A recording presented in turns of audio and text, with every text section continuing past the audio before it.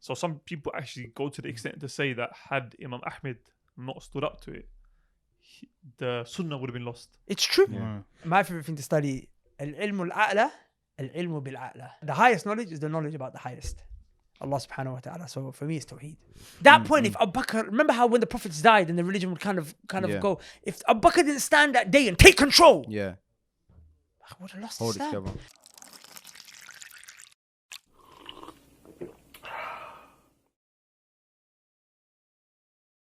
Bismillah, alhamdulillah, wassalatu wassalamu ala rasulillah, amma ba'd, assalamu alaikum wa rahmatullahi wa barakatuhu. Brothers and sisters, welcome back to Chai with my Bhai. So, in today's episode, we are talking, well, first of all, we have the same panel. Absolutely clutch. We have You came in. Guled, Abbas, and just joining us now, we have Imran, aka Da'wah Man. Let's get into the video, inshallah. It's funny because you mentioned it to me the other day. Yeah, you said, yeah, you know yeah, what, yeah. Chai, my I Bhai, we did. drag on for too long and we need to get straight into the topic. I'm sorry.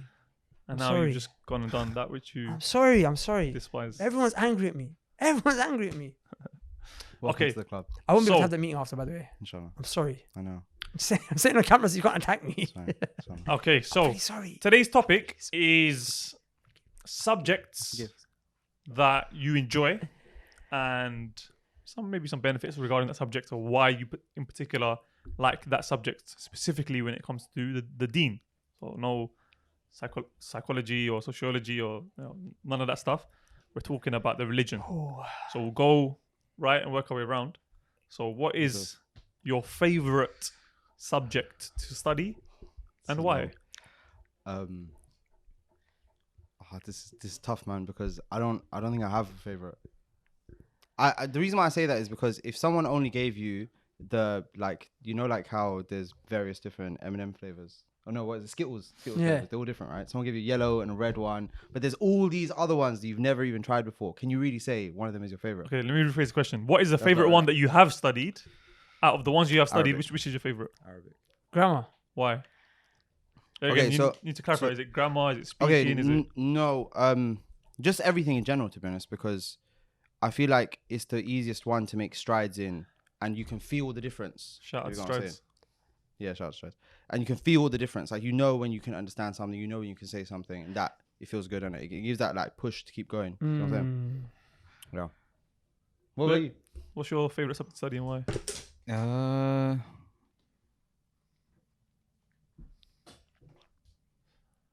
I don't know. Yeah. Yeah, I actually don't know. Just mention a subject that you like. Just throw it out there. What's one of your favorites then? Tafsir, yeah, tafsir. I like tafsir. Tafsir of the Quran. Why?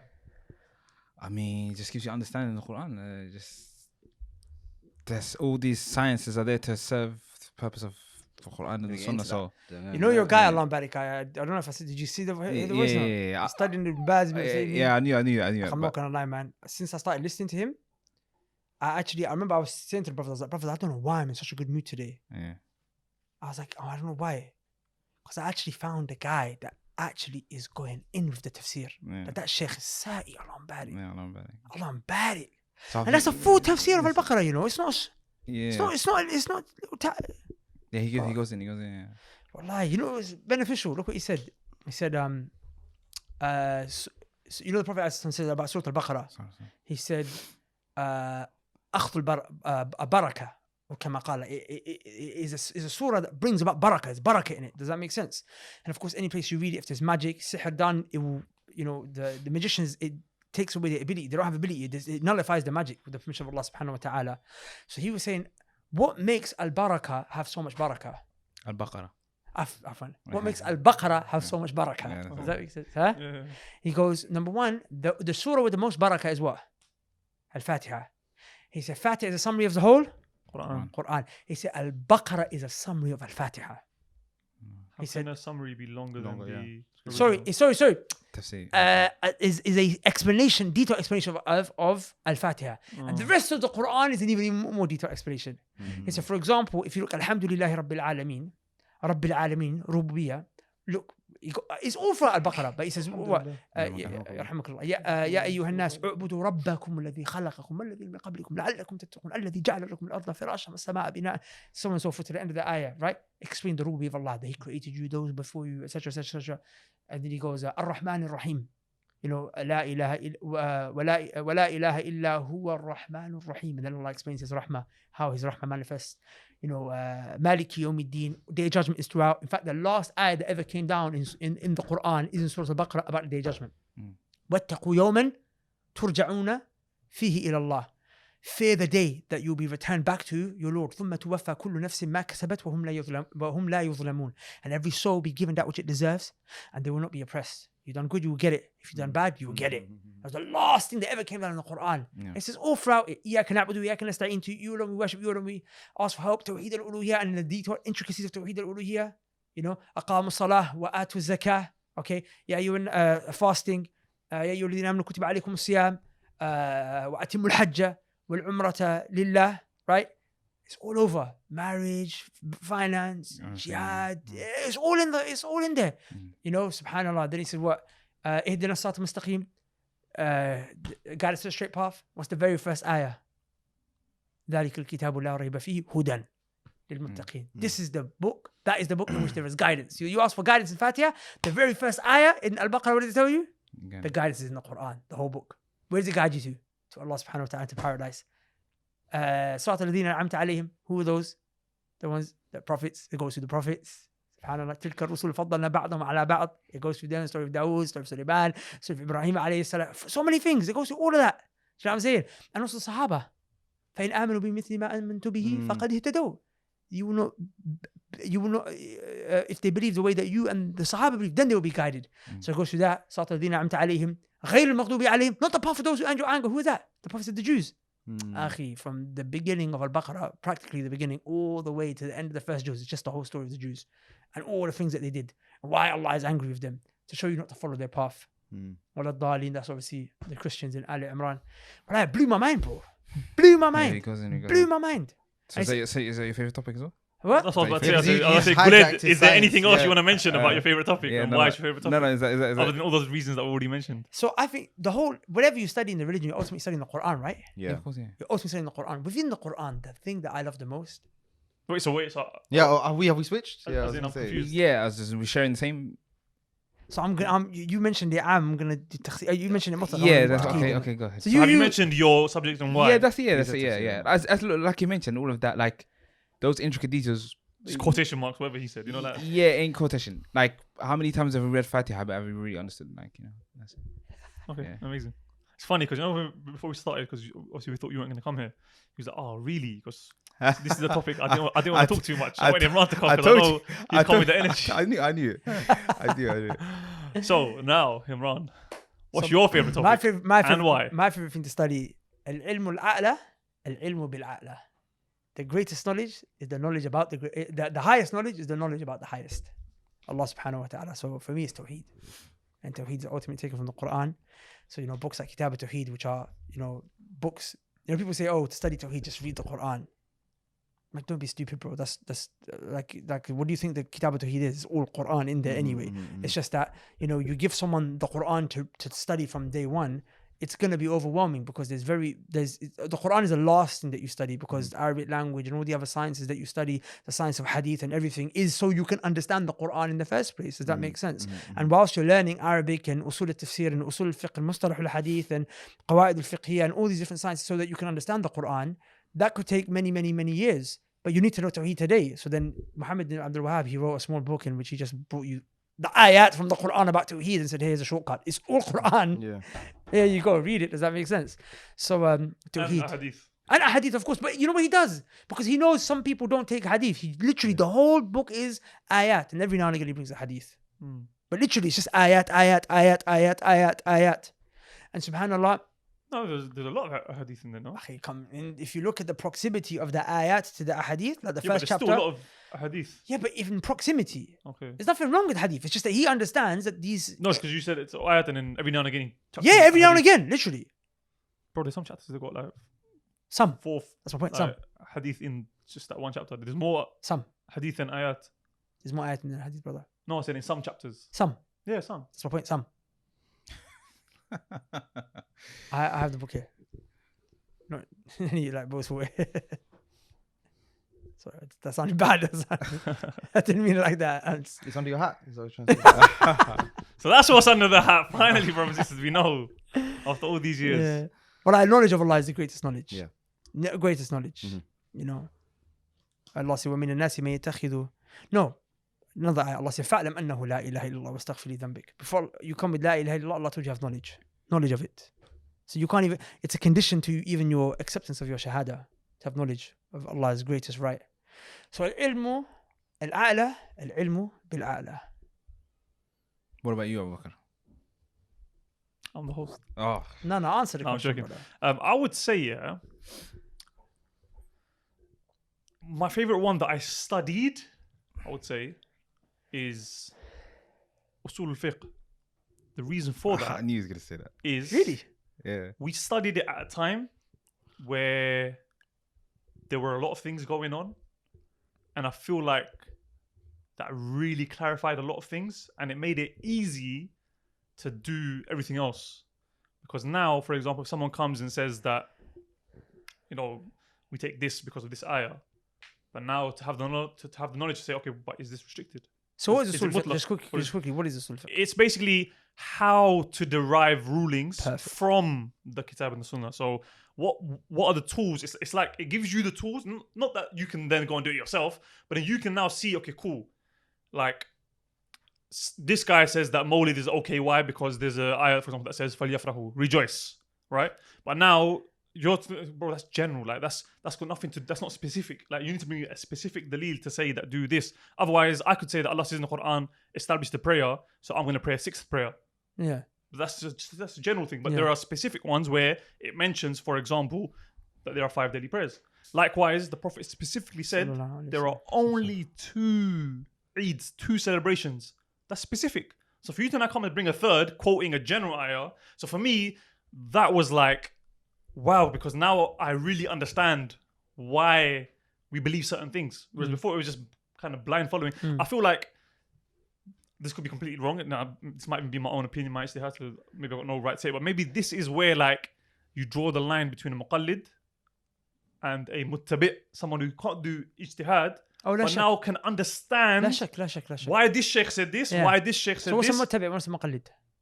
So a muqallid is someone who basically just blind follows, meaning not in aqidah, but it's in fiqh, because they themselves don't have the knowledge to be able to distinguish. So they find a Sunni Salafi, reliable sheikh who they take from, and they blind can follow just follow him, what he says, and he doesn't necessarily have to give them an evidence Because they don't understand it. because they don't understand. So they're kind of just like general laymen. Yeah. Then you got mujtahid, which is the whole next spectrum, which is someone who's like a scholar who studied, you know, who's basically they're able to go to the evidences themselves and derive rulings. It's the highest ranking scholar, basically. It's- how much say. It's the highest ranking of a scholar. Then you have in the middle muttabi'. Now I think, if I'm not mistaken, some people don't even believe that there is a level called a muttabi'. They say no, you're either a muqallid Yeah. or you're a mujtahid. But then you know what it is because they kind of bring issues of ittiba' in Into ijtihad. ijtihad, and they bring some of it into things. So Imam Shatibi is the one who divided it into these 3. yeah, so basically a muttabi' is someone who, one second. A muttabi' is someone who can see, okay, there's 2 mujtahids. So the scholars, they've already done the hard work. They bring this up. One says that it is this, the other says it is this. You now can see, okay, cool. Which one is the strongest one? Like, which one am I going to follow? Because I believe that this is stronger than that one. And then that gives you the ability to tell this is stronger, this is not. Why? Because this might be abrogated. This is not abrogated. This is restricted, this is unrestricted, this is general, this is specific, all of that. So I really believe that really benefited, and I believe a lot of people could benefit from that as well. Yeah, because like you know what it is, like you know a lot of the times the disputations and the argumentations that we have between different groups and sects, or whatnot, people are bringing ayat, but they're not understanding it properly.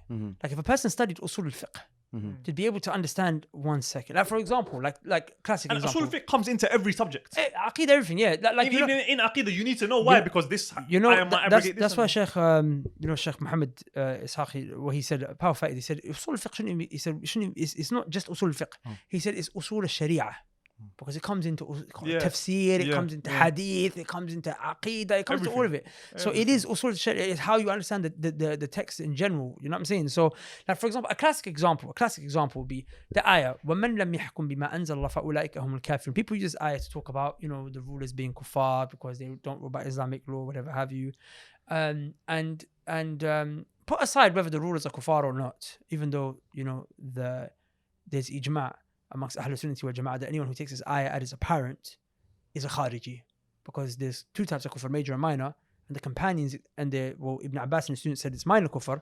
So anyone who takes it as apparent and starts labeling people as kuffar because they're ruling by other than Allah's law is a Khariji. And I didn't say this, Ibn Taymiyyah said this, Ibn Tabari said this, Imam al-Ajuri said this, and so on and so forth. And they brought ijma' from Ahlul Sunnah wal Jama'ah. I believe they brought ijma' on this. You can refer back to the books anyway. But either way, this is the position of Ahlul Sunnah. Now, the point is that one of the arguments that we say is that how can you say وَمَنْ لَمْ يَحْكُمْ بِمَا أَنزَلَ اللَّهُ فَأُولَٰئِكَ هُمُ الْكَافِرُونَ means anyone who judges by any ruler that judges by other than Allah's law is a kafir, major kufr ينقل عن الملة, takes outside the fold of Islam, because the ayah didn't restrict it to just rulers. The ayah used the man تفيد العموم. Man is one of the words in the Arabic language that indicates generalization. Does that make sense? Which means it could be anyone. Any person who judges by other than Allah's book falls under this. So it's the ruler, it's you in the house as a father, it's you in your company as a businessman, it's you in your neighborhood patrol, it's you as a person. Ibn Taymiyyah said even a person who judges between two kids who say which of our handwriting is better is one who is judging. And he has to judge by the book of Allah. And if he unjustly says to another kid, your handwriting is better, just to not hurt his feelings, he's judged by other than the book of Allah. So it's in every aspect. So that means, do you implement the Sharia in your house? Do you have a TV in your house? Do your women wear hijab in the house? What do you do in your house? You know what I'm saying? Like, so then you judge by other than Allah. Do you even know Allah's law to judge by it? Have you memorized the law? Have you studied fiqh? Have you studied it to know what Allah's law is to implement it in your own house? So then you're a kafir too according to your own understanding. Does that make sense? So obviously you're not a kafir. Does that make sense? So it's minor kufr and it can become major kufr in certain circumstances. But what helps you understand that is what? And I've got a video where I explained this in a lot more detail. Maybe we can link it below, inshallah ta'ala. But usul al-fiqh, like, just to understand what the word men indicates, it will just uplift the veil from your eyes. There's many examples like that. There's many examples like that. So this brings me to a question I'd like to ask. Yeah, we mentioned about the subjects that you like. Akhi, what is your favorite sheikh, not alive today, from the past, that you may have heard his quotes, heard something about, something that you're really touched by him? Oh, there's so many though, innit? Like, so I'll mention the couple that I really enjoy, innit? Go on. I really like Ibn Jawzi because there's loads of his books that Ibn are translated. Jawzi, barakallah fi. Ibn Jawzi has like some gems, man. Your boy's dad, he runs the publication house that actually does it. Do you want to plug it and put it? I'll just mention it's called Dar Sunnah, innit? It's different. It's a Salafi Dar Sunnah. Yes, it's the Salafi Dar Sunnah. They publish the translations of the books, a lot of them written by Ibn Jawzi.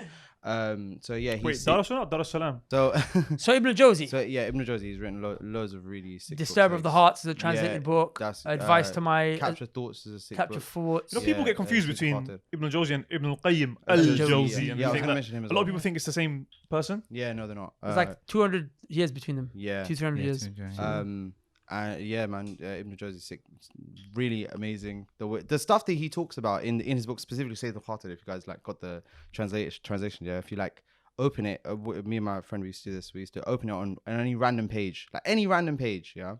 And the way he speaks about people, and like, I'll give you an example. So he talks about, on one of the pages, he talks about how what people will do is they'll come together and they'll sit together and they'll talk about other people, but under the guise that they're talking about the Deen, under the guise that they're talking about Allah subhanahu wa ta'ala.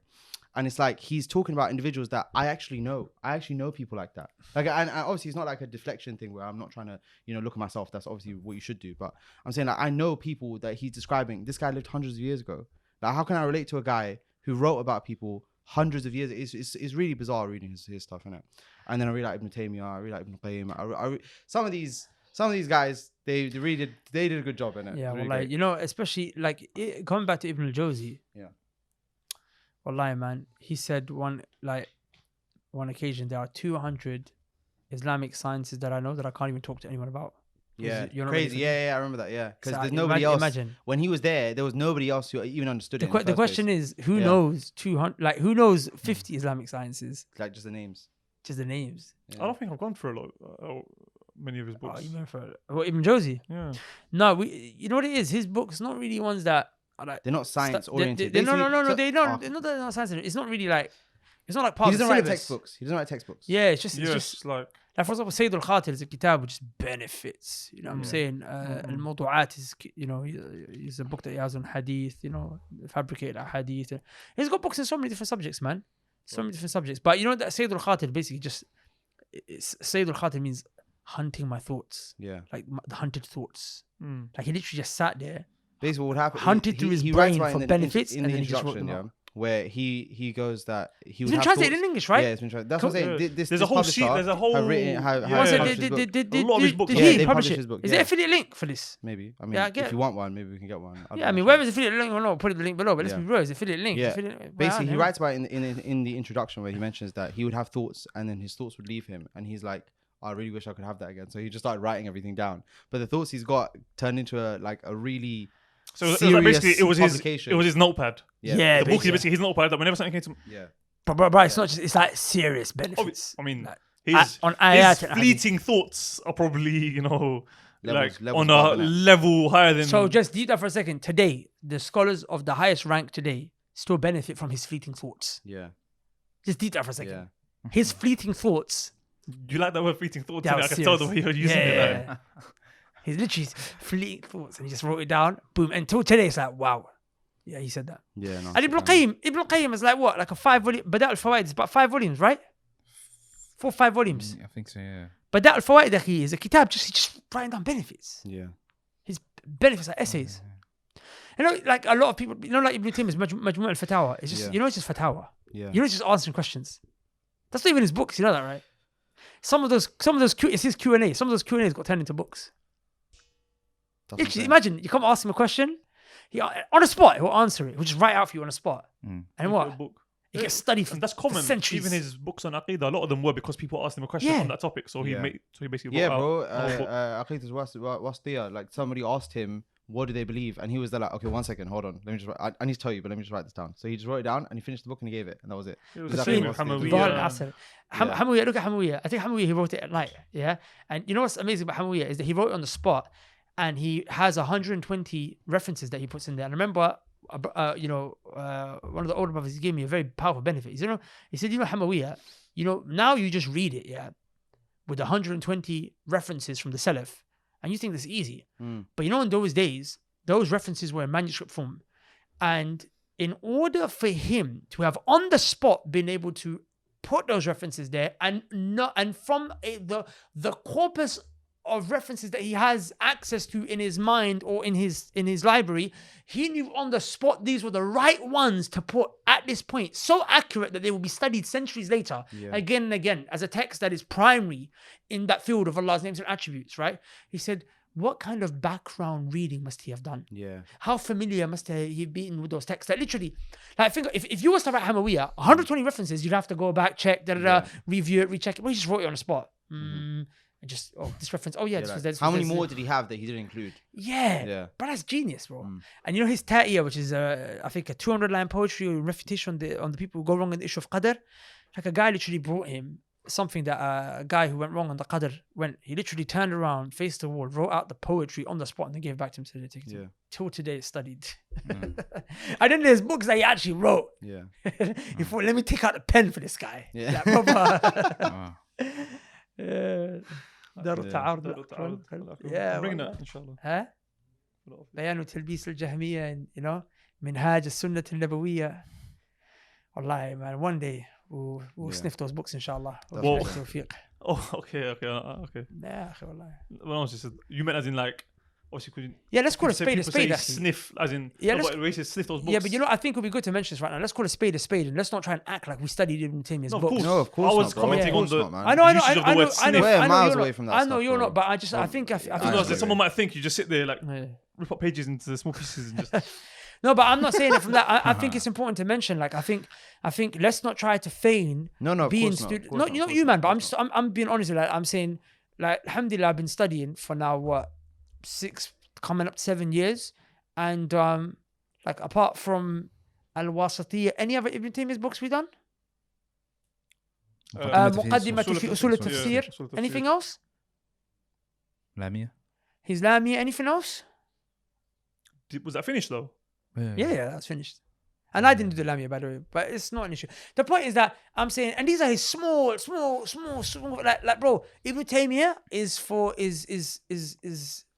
next stage. You know what I'm saying? Like in the sense where after you've done the books of Tawheed and the Muhammad Abdul Wahhab series, then you go to Al-Wasatiyah, and then what you go to Hamwiyyah, and then you go to Tadmuriyah, and you know what I'm saying? Like his stuff is.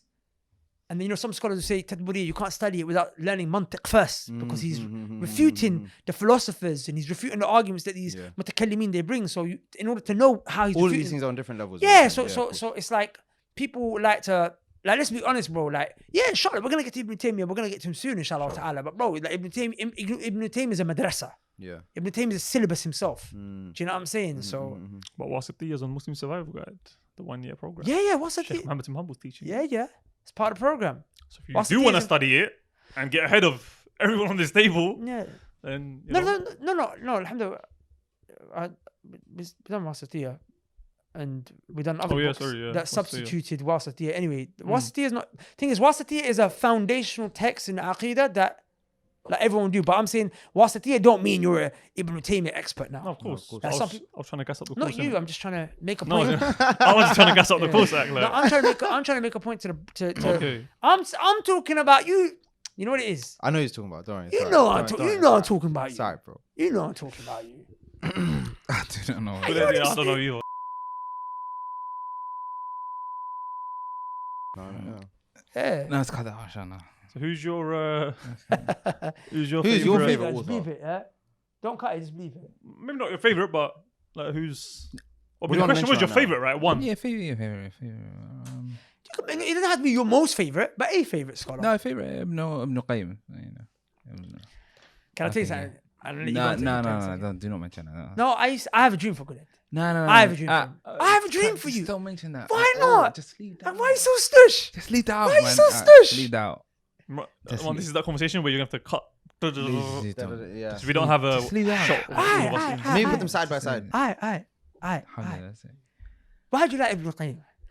He's good. He's good.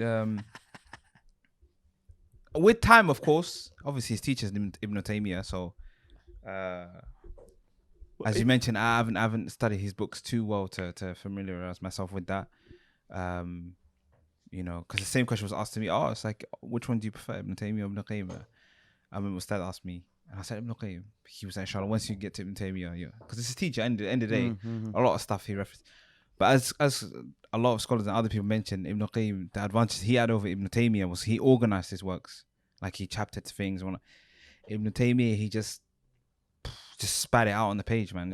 Just let everything go one time.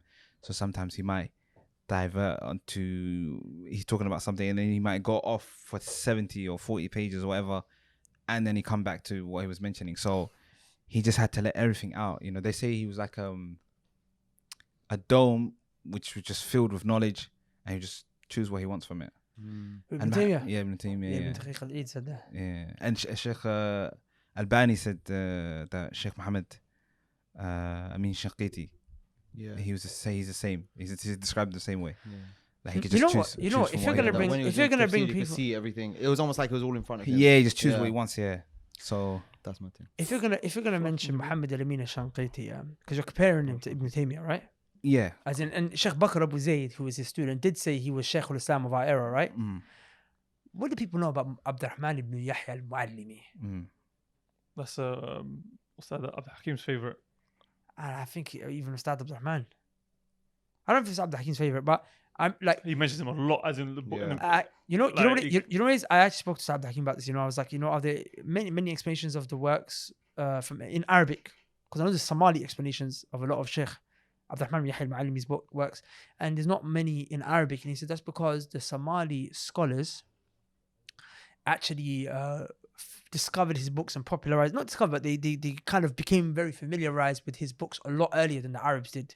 And that's why even his Raf al-Ishtibah, Sheikh Uthman or something like that, is in Mecca. Uthman, Sheikh Ahmed, Mahmoud Uthman.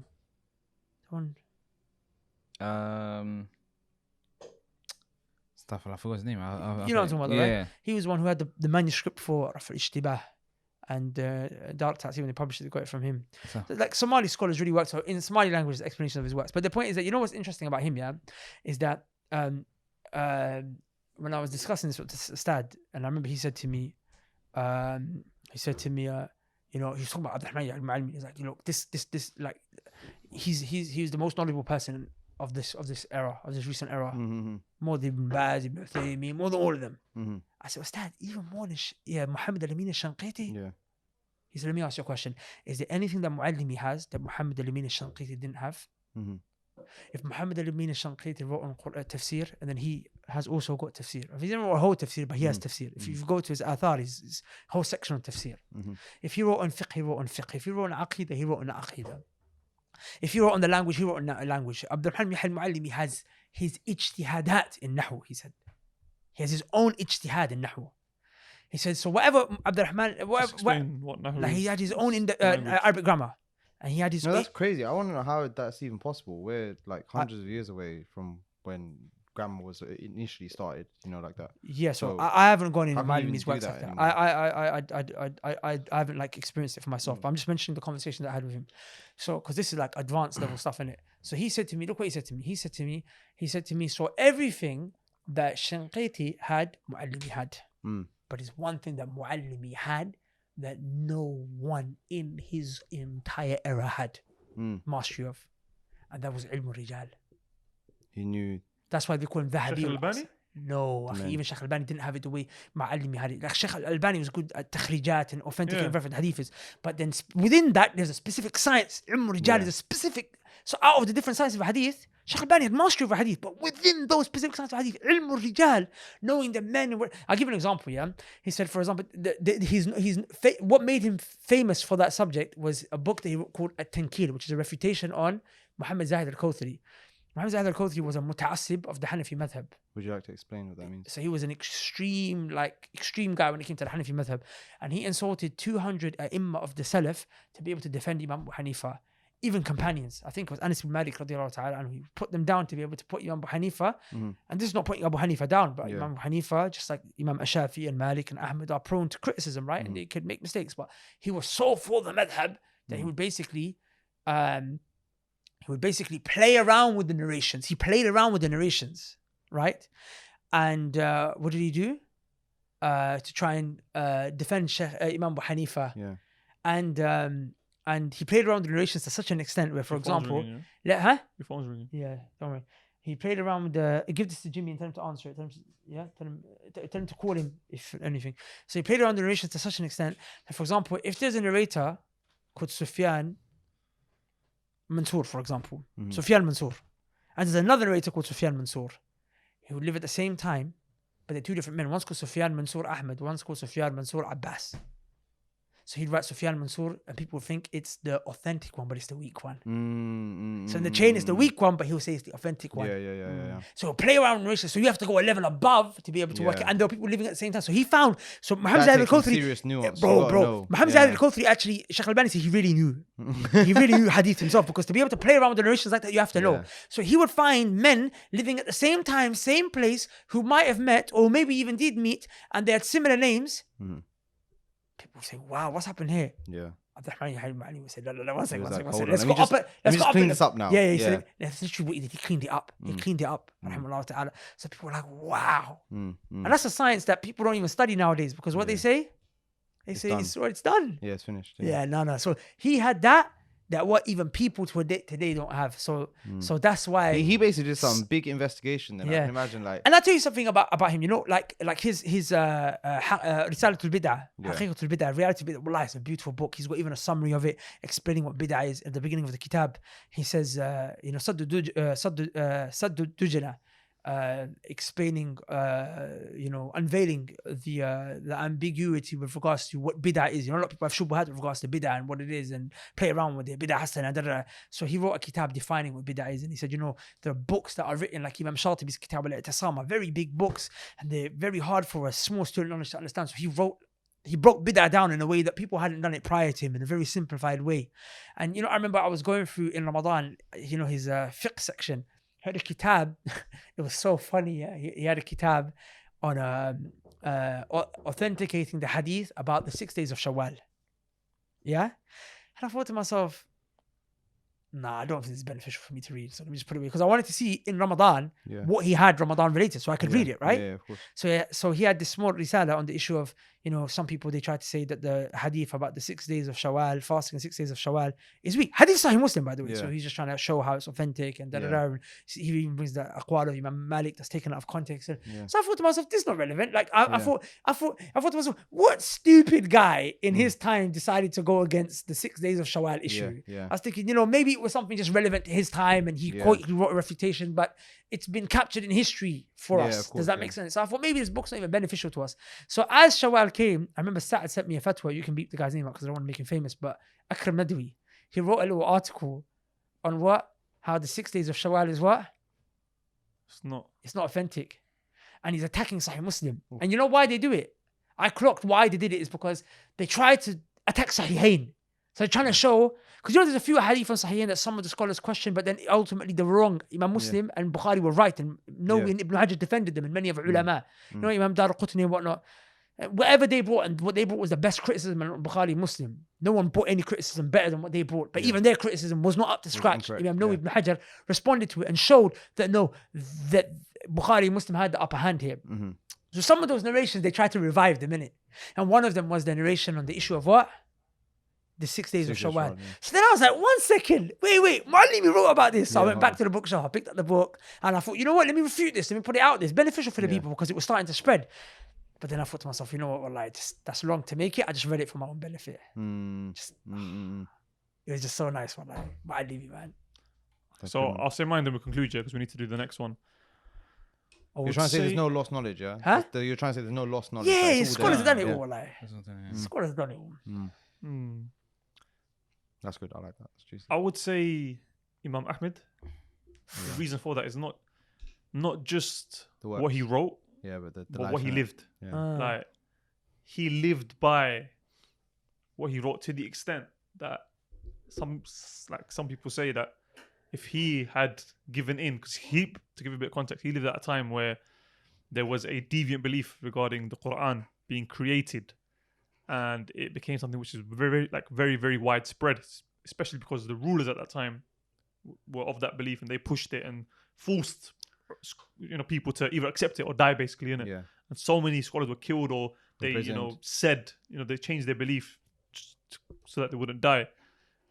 Which is permissible in a state of duress. Obviously, if someone got a gun to your head, and you're allowed to even utter statements of kufr and shirk. As the ayah mentions. And And that's what they were doing. They were killing scholars. They were killing people, saying literally. if you don't say the Quran is created, they will kill them. Yeah. So some people actually go to the extent to say that had Imam Ahmad not stood up to it, the Sunnah would have been lost. It's true. Yeah.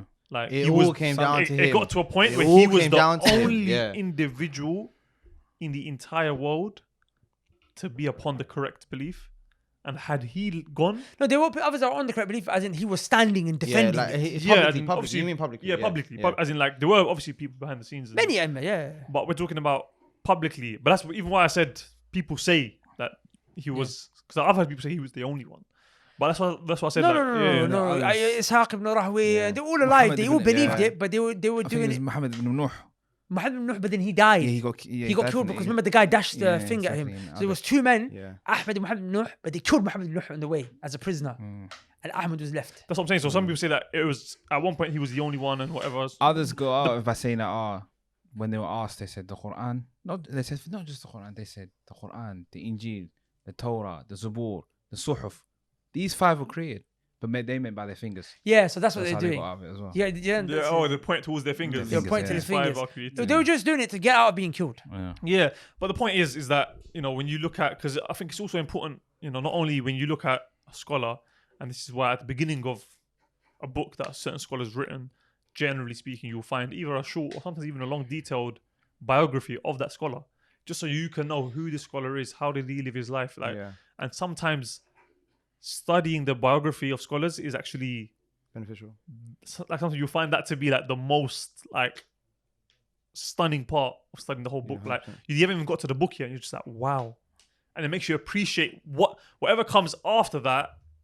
You appreciate a hell of a lot more Yeah, because you're definitely. going to be like, this guy like put his blood, sweat, and effort Yeah. and tears into getting this book to me. Like this book's, I'm here now because he suffered, he was shunned by his people. People tried to fight him, war him, She bled. and he bled. He got lashed. Bro, Specifically, the Imam king Ahmad. used to lash him. It wasn't some random guy. The king used to come down to lash Imam Ahmad. He got lashed. He got put in prison. Like all of that, and we still benefit today. You know, like how people say that if the Sahaba didn't go out there and fight at Badr, then we here wouldn't be Muslims today. So if Imam Ahmad didn't stand, then we might not be Salafi, Sunni today. Wallahi. So Yeah, Imam Ahl Sunnah. Yeah. Imam Ahl You know, Sunnah. you know, yeah. you know what's deep is just so people can understand why the Mu'tazila was so intent on people. Yeah, I was gonna say why. I've always asked. Like, I've heard Okay. this. Abu Bakr mentioned this to me. Okay. I've heard it so many Okay. times. But I'm wondering why is it? Because what it sounds like is propaganda. Like they're like, we want No, you to it was- believe it was this. deep- it was- There it was has to be an deeper than that. agenda. Like, what's the It was reason? What's the deeper than purpose? that. It was deeper than that, and that's why you understand why Imam Ahmad rahimahullah ta'ala, you're going to respect him even more. Go on. Because he clocked at something that even some of the other Imam didn't clock onto. Had they clocked onto it, maybe they wouldn't have said what they said. They would have took his stance. He clocked on. They were trying to get ijma'. You know all the books of Aqidah. Yeah. Everything in there is ijma', right? That's mad. So if you can come to a generation and everyone That's mad. agrees Whoa. the Quran is created, mujmu' alayh. And he was It's like, unanimous no. consensus, and that means the Sunnah would have been corrupted, Yeah. tainted for life. Yeah. And even if Because something the was Prophet- silent, Yeah. silence means that was part Yeah, of ijma' sukuti. sukuti. Yeah. Ijma' sukuti. Does that make sense? So he said, no. He was like, no. No. Can't be silent. Yeah, I can't be This silent. one, no. And can I tell you something? Yeah, if you're gonna mention Imam Ahmad for that reason, Yeah. then you have to mention Abu Bakr Yeah, Abu Siddique Bakr, radiallahu yeah. anhu as well, Yeah. because the scholars say there are two men Twice. on the In back of history. which that if they didn't stand up on the day that they stood up, Mm. the religion wouldn't we might have lost. We wouldn't have it like this today. There were of two. course. Yeah, there were two men who stood up on a day Mhm. at a time when it was only them standing in the whole ummah. Only one man was standing. Yeah. That was Ahmed. Imagine that. Wallahi, the whole Yeah, it's ummah. crazy. The whole Crazy. ummah. There was one man looking. The other one was Abu Bakr. Yeah. When it finished and the Prophet passed away, and the tribe started to revolt and they started to apostate. Yeah. The other Sahaba were like, we can't fight them because some of them thought maybe they were still Muslim. Abu Bakr radiallahu anhu said, no, wallahi, they refused to give me an iqal, the rope that they tied the camel with, which was zakat, because they refused to give zakat and they apostated. There's a bit more nuance than that, why they apostated. It was not just purely on the back of the zakat. But the point is that they apostated, and he said, wallahi, I'm gonna fight. Imagine Umar, the one who would say, Ya Rasul, let me cut his head off. Yeah. Umar was saying, no, Abu Bakr, we can't fight them. Yeah. And Abu Bakr radiallahu was ta'ala like- anhu said, what? He said, wallahi, I'm going to fight them. Mm-hmm. And everyone was against him. Mm-hmm. Everyone against, even sending out Usama ibn Zayd. Mm-hmm. He said, send him out. The Prophet had sent him out. Everyone was against him. He said, bring him back. Mm-hmm. Bring him back. You can't. Times have changed. No, he stood firm. Even when the Prophet died, and everyone was like, no, crying, not going, was kind of losing their composure. And Umar said, anyone who says that Muhammad is dead, he said, I'm going to kill him. Mm-hmm. Abu Bakr stood up on the member. He said, Muhammad is a messenger.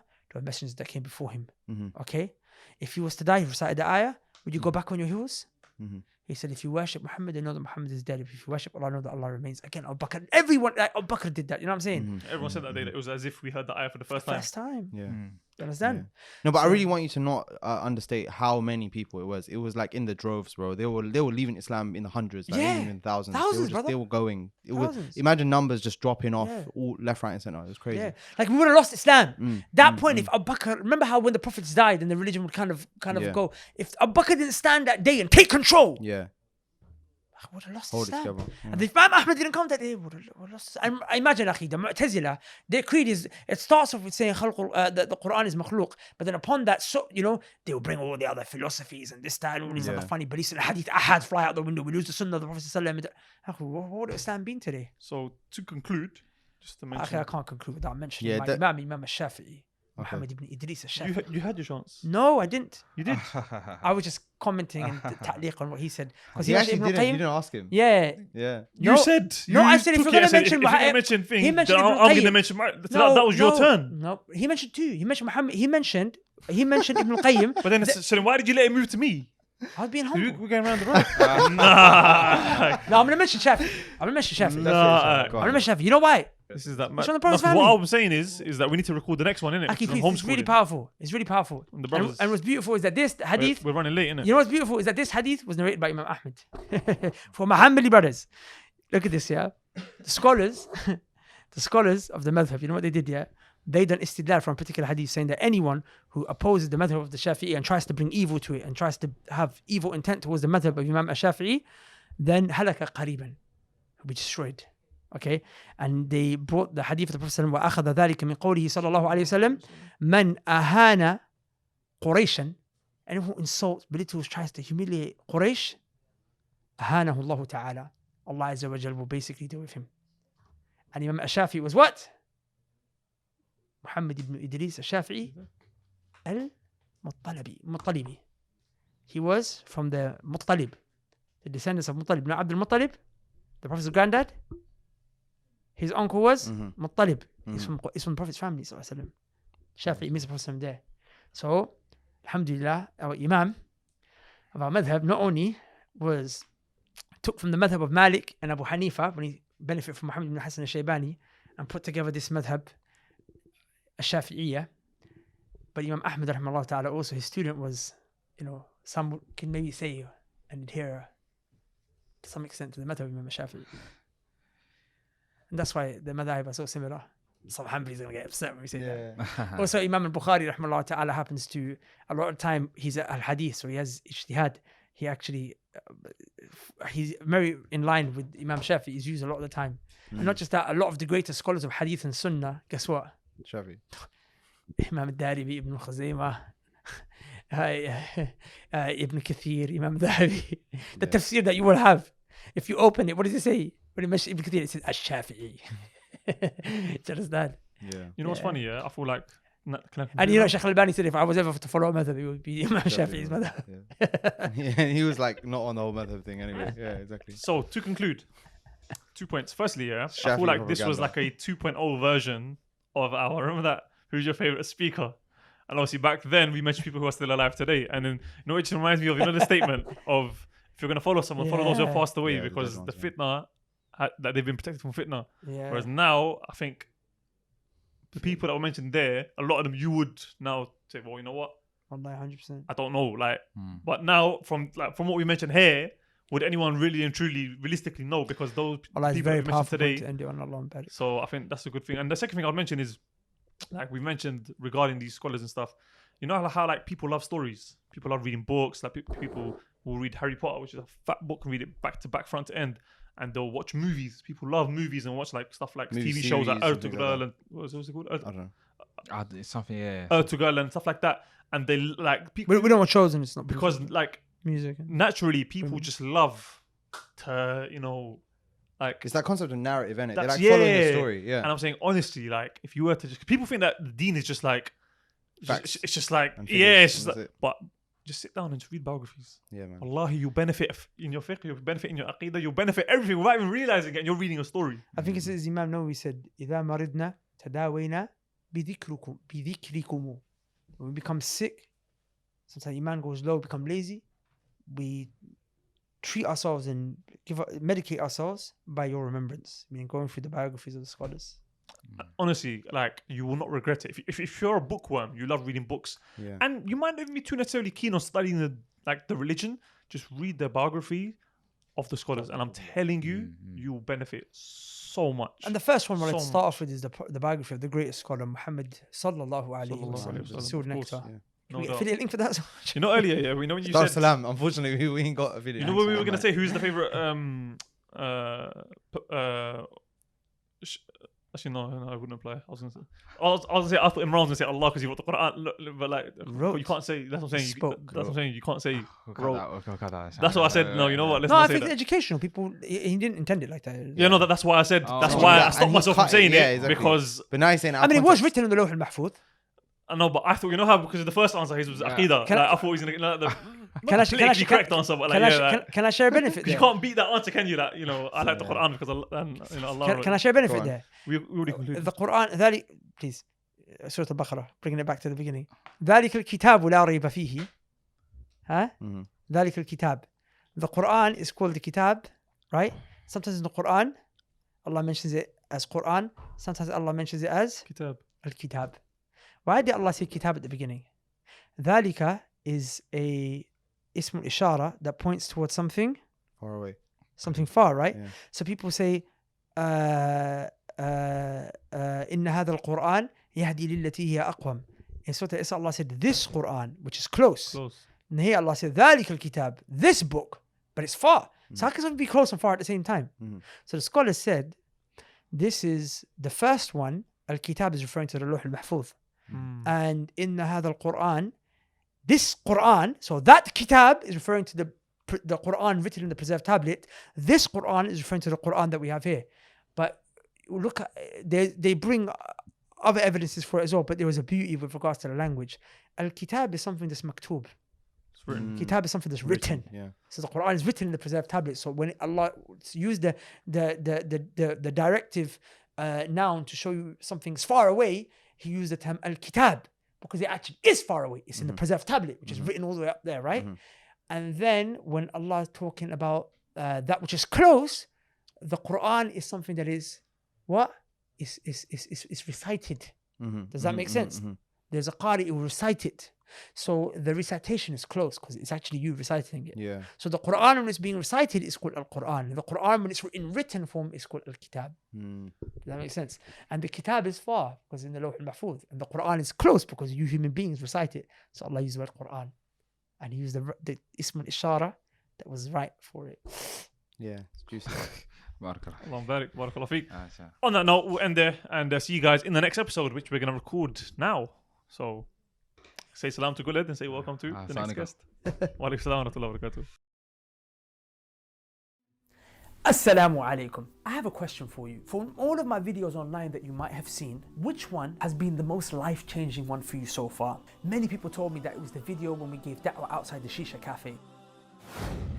And I'll leave you with this. The Prophet ﷺ said, a time will come when holding on to my religion, holding on to Islam, will become as difficult as holding on to charcoal. The charcoals that we smoke shisha with. The Prophet said, try and hold on to it. It burns you, let go of it. The Prophet ﷺ said, that's what my religion will become like. Is it not like that today? Or perhaps you're from those who said it was that lecture that everyone was asking about, the one I did on the issue of death. Send me back. Please send me back. I'll pray this time. I'll dump that girl this time. I won't play around with the girls no more. No more cigarettes, no more weed, no more watching things online, no more talking to the guys, no more music, no more disrespecting my parents. I will pray. Allah, please send me back. Tell these angels, hold me down for a second. Send me back. Just 2 minutes. Send me back. Oh, let me die with my head on the ground in sajda. Let me die. But Allah said, no. You will not be able to return. They will scream, Rabbi rji'uni. Send me back my master, please. Or maybe it was one of the other 1,000 plus videos that we have online. Whatever it was, I want to ask you a follow-up question. And that is, I want you to remember and recall what life was like before you saw that video, when you were distant from Allah subhanahu wa ta'ala. Now, when you're thinking of that and remembering that, I want you to be aware that there are many brothers and sisters who are still living life like that, far and distant from Allah subhanahu wa ta'ala. They still haven't seen that one video that's going to help change their life. They haven't seen that one reminder that's going to touch them and bring them out from the darkness of sin to the brightness and the light and the happiness of guidance. But that doesn't mean that there isn't hope for them. They just need to come in contact with that kind of content online. And that's why myself and my team are dedicating the next 3 months, inshallah ta'ala, to flooding the internet with as much content on Tawheed and Sunnah and reminders about Allah subhanahu wa ta'ala as possible. But the issue is that in order for us to reach those targets, we're limited in terms of the resources that we have. We need to hire more people in our media team. We need to also buy new equipment. Now look, I am going to ask you to support this financially, but I'm not going to ask you for crazy numbers. For us, we don't need that kind of money. We need little money because we have a team that really believes in this. And the proof is in the pudding. If you see what we've done over the last summer, subhanAllah, you can see that the work, it gets done. That money goes where it deserves to be placed. So I'm going to ask you, inshallah ta'ala, because you're a person who's benefited from this YouTube channel. You're a person who's benefited from my video. I want you to be able to give the gift of that video that helped change your life to someone else by donating at the link below. And remember, the Prophet ﷺ said, none of you will truly believe until you love for your brother, by extension your sister, what you love for yourself. And what you love here for them is what guidance, the way you love it for yourself. So please, inshallah ta'ala, give it the link below and let's flood the internet with La ilaha illallah.